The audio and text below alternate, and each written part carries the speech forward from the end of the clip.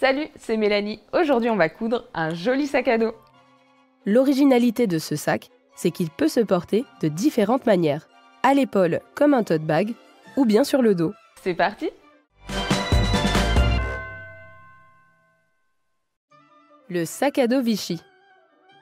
Pour ce tutoriel, vous aurez besoin de 50 cm de double gaze matelassé pour la doublure, de 50 cm de tissu pour l'extérieur du sac, comme une bâchette, un tissettin ou une toile de lin épaisse, de 50 cm de thermocollant assez épais, de 2,40 m de sangle de coton, de 35 cm de biais, de fils coordonnés, de 4 fermoirs aimantés et de votre patron.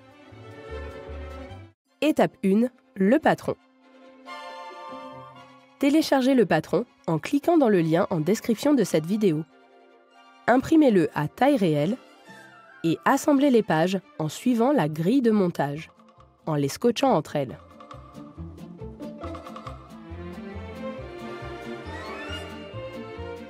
Coupez les pièces du patron. Le patron est composé de 6 pièces. La pièce A pour la doublure dos à couper une fois dans la doublure. La pièce B pour les faces extérieures et la doublure devant à couper 2 fois dans le tissu principal et 1 fois dans la doublure. La pièce C pour le fond de sac à couper 1 fois dans le tissu principal et 1 fois dans la doublure. La pièce D pour les côtés du sac à couper 2 fois dans le tissu principal et 2 fois dans la doublure. La pièce E pour les empiècements à couper 2 fois dans le tissu principal. La pièce F pour les propretés intérieures à couper 2 fois dans le tissu principal.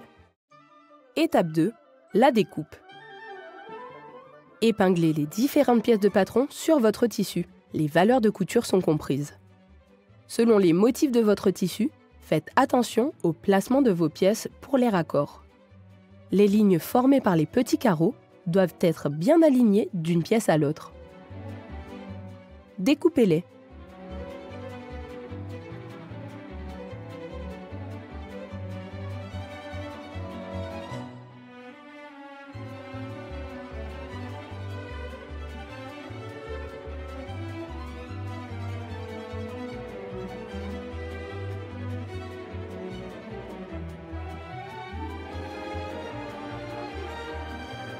Sur la pièce A, pensez à reporter les repères de couture.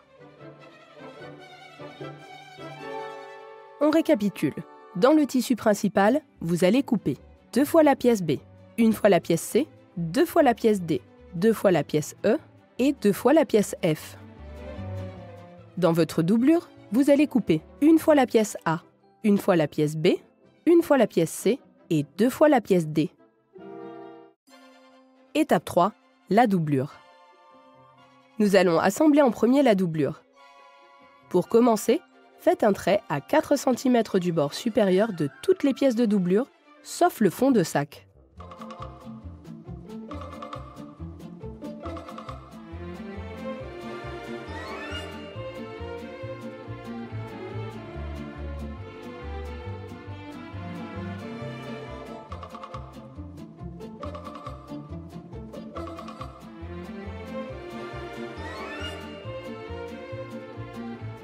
Les repères de la pièce A nous indiquent comment replier le tissu et ainsi former la poche intérieure. Tracez votre ligne à 4 cm de l'autre côté. Positionnez les empiècements correspondants endroit contre endroit en suivant ce trait. Et épinglez.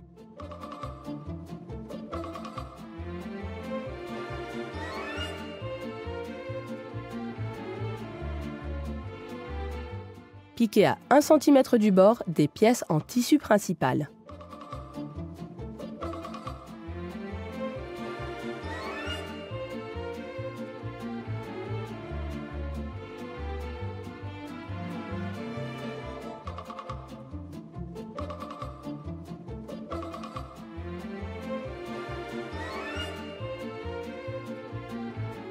Basculez les pièces vers le bord de la doublure et repassez pour écraser la couture.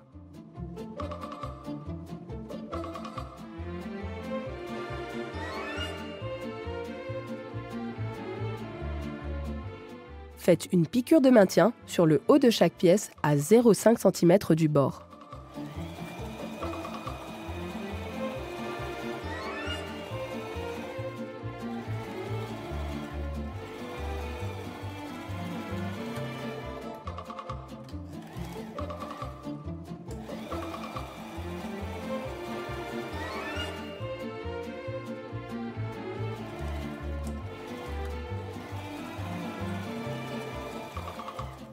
Posez le biais sur le petit côté inférieur de la pièce A.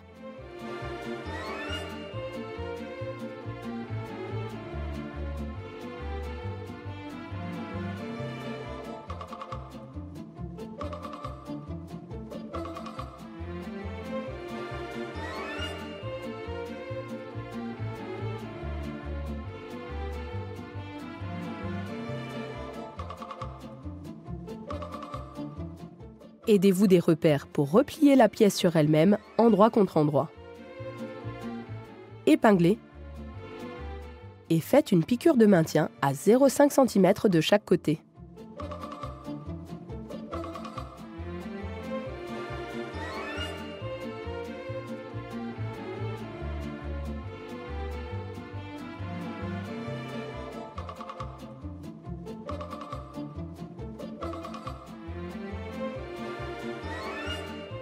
Positionnez le bas d'une des pièces D correspondant au côté de la doublure du sac, endroit contre le fond de sac. Épinglez et piquez à 1 cm.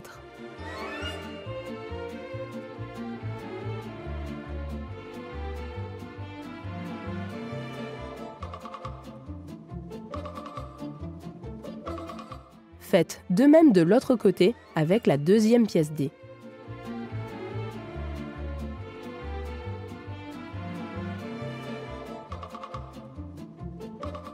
Ouvrez les coutures au fer.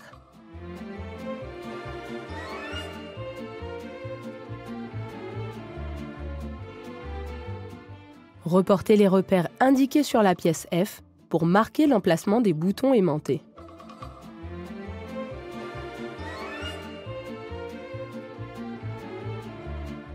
Coupez 8 petits renforts d'environ 3 cm par 3 cm dans une chute de thermocollant.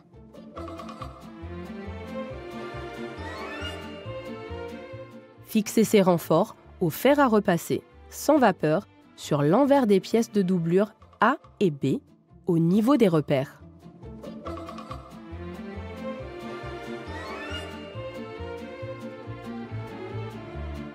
Centrez un des éléments du fermoir aimanté par-dessus votre repère et matérialisez l'emplacement de ses bras.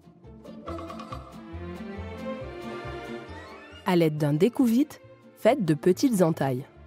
Attention, allez-y avec précaution pour ne pas trop couper le tissu.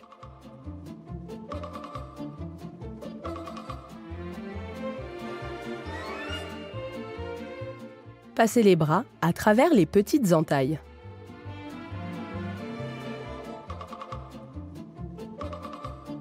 Sur l'envers, faites passer une petite rondelle à travers les bras et écartez ces derniers pour finir de fixer l'élément. Reprenez ces actions 8 fois jusqu'à placer tous vos fermoirs.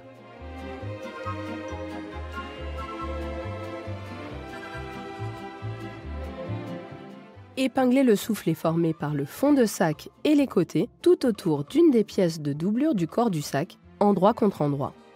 Veillez à bien aligner les empiècements. Épinglez.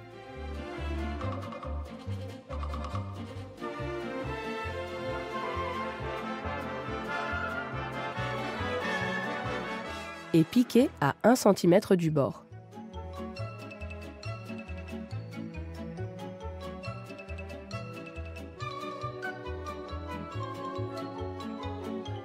Attention, dans les angles, piquez jusqu'à la couture d'assemblage du soufflet, plantez l'aiguille dans l'ouvrage et levez le pied de biche. Tournez l'ouvrage et dégagez le passage en plaquant le surplus de matière formé par le soufflet sur le côté. Baissez le pied de biche et reprenez votre piqûre. Finissez votre piqûre et crantez au niveau des angles.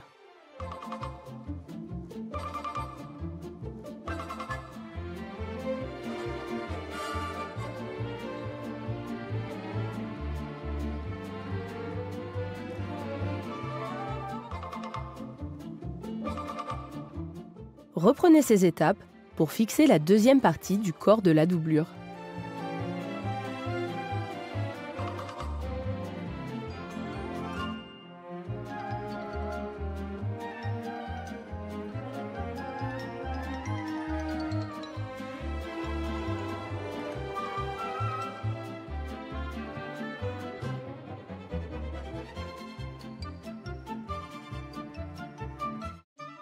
Étape 4, le dos du sac. Positionnez une des pièces B sur la partie brillante du thermocollant. Épinglez et coupez selon les contours de la pièce B.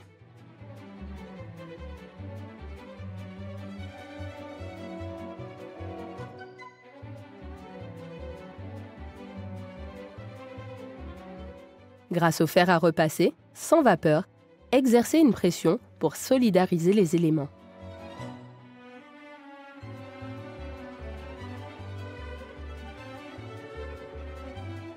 Coupez 4 bandes de sangle, 2 de 32 cm, une de 35 cm et une d'1,50 m.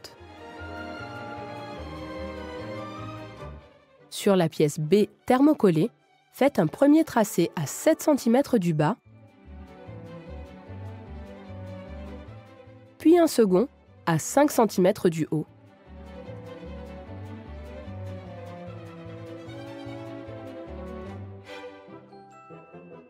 Sur les deux tracés, placez un repère à 7 cm de chaque côté.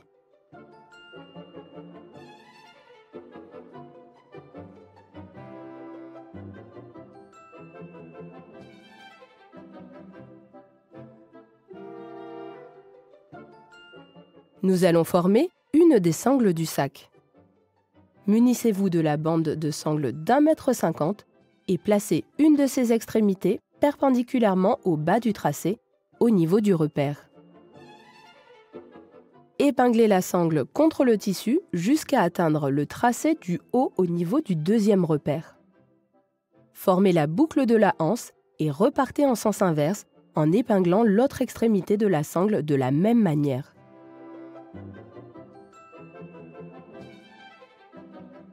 Nous allons poser par-dessus les sangles de 32 cm le long des repères tracés.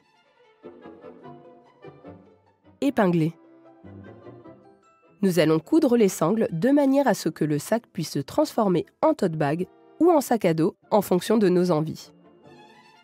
La hanche du dos du sac va coulisser dans la sangle du renfort supérieur pour passer d'un mode à l'autre en un tour de main. Piquez la sangle de renfort du bas tout le long à 2 mm du bord de la sangle. Piquez la sangle du renfort du haut à 2 mm du bord en 3 fois, en formant 2 coulisses carrées qui nous permettront de laisser les bretelles glisser. Place à la couture.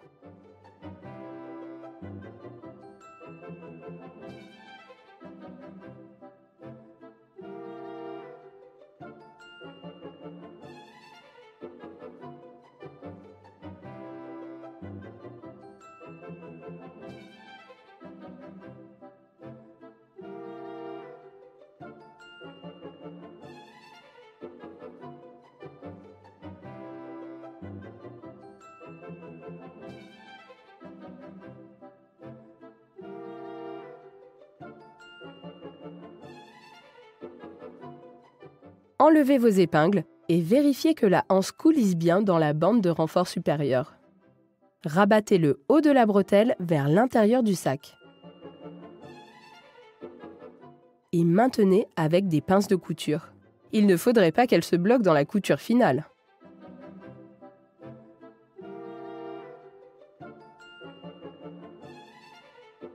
Sur l'autre pièce du corps du sac, placez des repères à 7 cm des côtés et 8 cm du haut.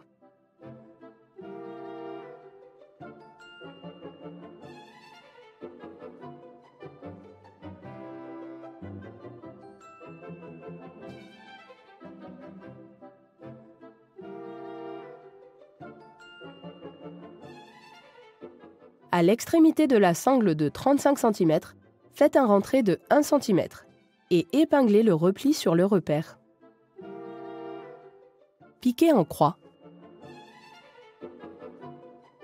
Faites de même pour l'autre extrémité de la sangle.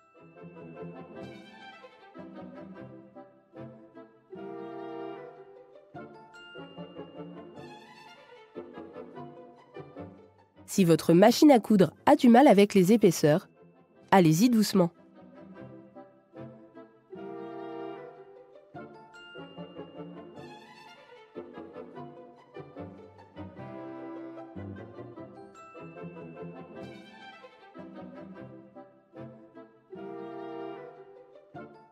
On a notre devant et notre dos. Passons à l'assemblage du soufflet du corps du sac. Comme pour la doublure, assemblez les côtés et le fond du sac par les petits côtés en piquant à 1 cm du bord, endroit contre endroit.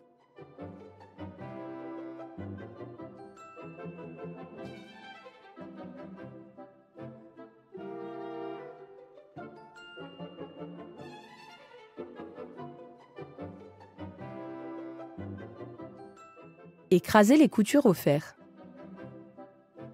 Épinglez le soufflet tout autour de la pièce dos.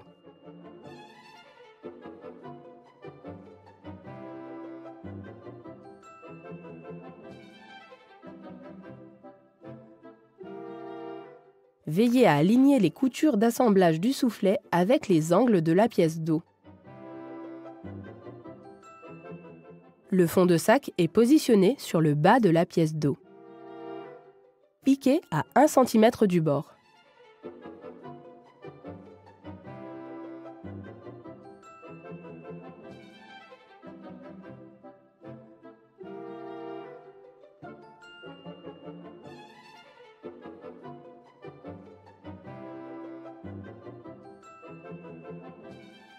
Reprenez ces étapes pour fixer la deuxième partie du sac.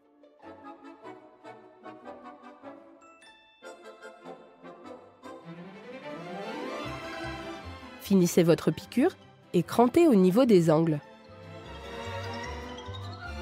Veillez à bien enlever toutes vos épingles. Étape 5, l'assemblage. Retournez votre doublure sur l'endroit.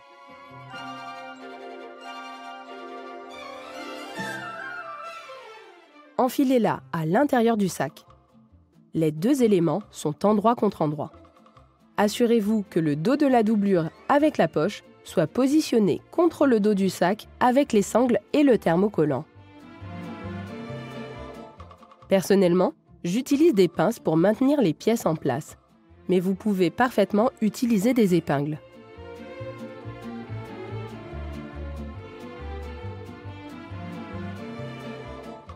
Avant de piquer, vérifiez que toutes vos coutures sont bien alignées. Piquez tout autour du haut du sac à 1 cm du bord en laissant une ouverture assez large pour retourner l'ouvrage. Au niveau de cette ouverture, n'hésitez pas à renforcer le début et la fin des coutures avec des points d'arrêt, car elles seront sollicitées au moment de retourner l'ouvrage.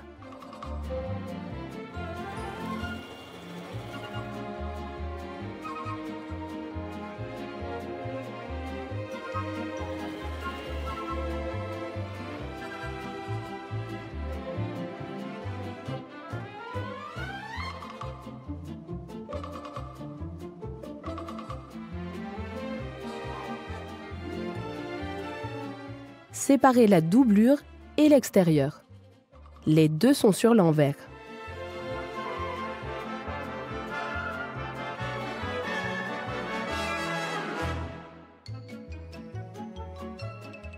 Repliez l'intérieur et l'extérieur sur le devant afin de permettre une piqûre de maintien sur le fond du sac.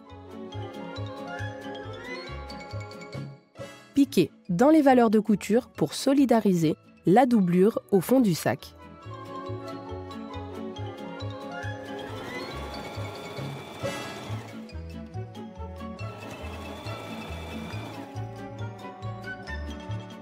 Retournez votre ouvrage par l'ouverture.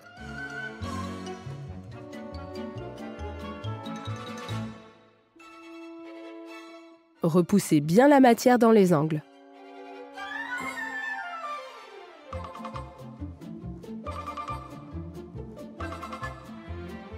Et repassez la couture d'assemblage du haut du sac.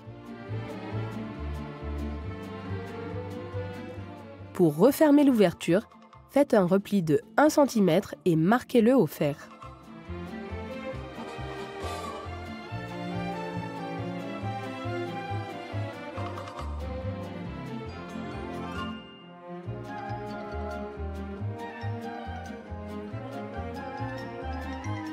Fermez l'ouverture avec un point à la main.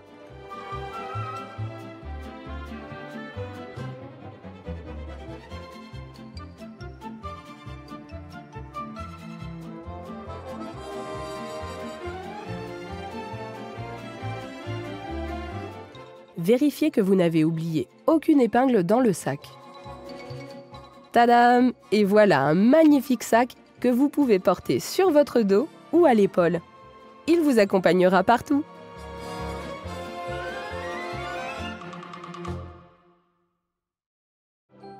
Abonnez-vous à notre chaîne YouTube.